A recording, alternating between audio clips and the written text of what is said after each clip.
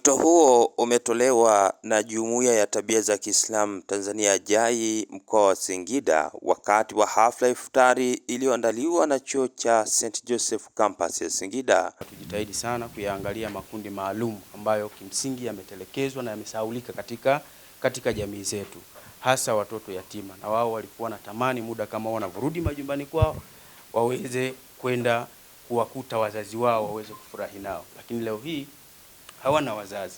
Sisi ndio tumebeba hilo jukumu la kuweza kuwafariji, mimi na wewe. Kwa hivyo tusiishie hapa, kama ilivyotangulizwa, twende mbali zaidi, kwamba iwe ni zoezi la kila mara kuhakikisha kwamba tunayafikia haya makundi ambayo kwa kweli yamesahaulika.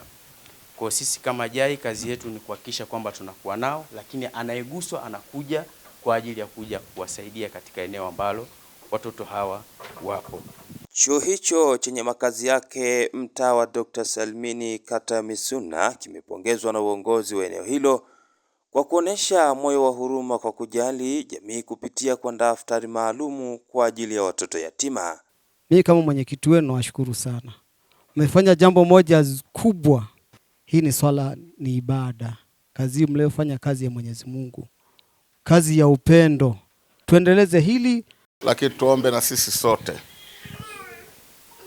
kwa nafasi zetu mbalimbali, twendeni na mifumo hiyo. Umeweka akiba kubwa kwa Mwenyezi Mungu, lakini na imani bado nafasi unayo, bado nguvu unayo. Naomba uweke alama kwa Mwenyezi Mungu. Kwa upande wao, waandaji wa iftari hiyo wameeleza kuwa kushiriki iftari pamoja na watoto yatima ni sehemu ya mkakati wao wa kurejesha kwa jamii na kuhamasisha watu wengine kujenga utamaduni wa kusaidiana.